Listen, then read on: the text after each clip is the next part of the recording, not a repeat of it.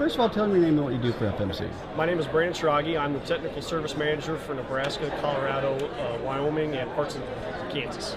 We want to talk about prevent plant acres, big deal here in 2019.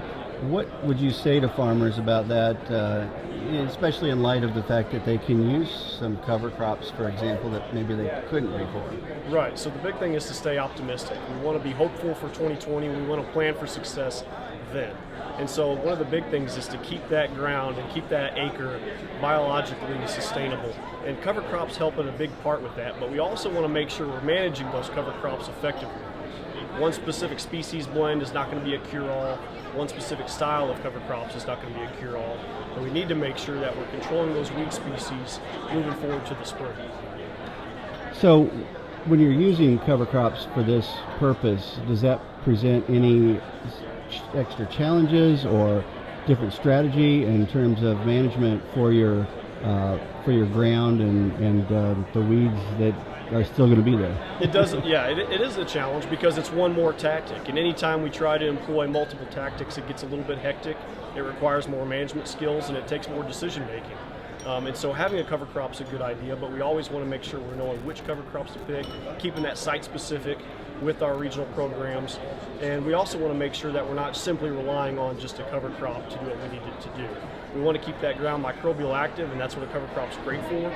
But as we come through with our burn down programs, we want to make sure we get a good clean seed bed just plant off in the spring.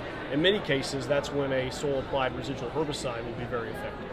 Yeah, I wanted to ask you about FMC products that would be effective in this situation, and you might want to mention some of those that have been very proven in the market. Right. So, well, and it depends on where you're at in the world. And so, in certain circumstances where we may burn down the cover crop or possibly graze it in the fall and harvest it in the fall, we're going to have a lot of bare ground soil that potentially could be a haven for weeds to emerge up until we come to the spring.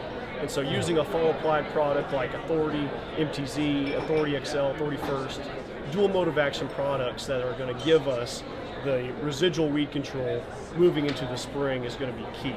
And this is also very beneficial for places further west where maybe we don't have the moisture to sustain a cover crop in many cases. But we need to make sure that we have a residual product down in case we run into a spring like 2019. We can't get out there with our residuals pre, so we want to have something to help us until we can get an effective post-residual put down. Awesome. Thank you very much, Brandon, for visiting with us here at the Ag Media Summit, and thank you to FMC for your support. I'm Chuck Zimmerman.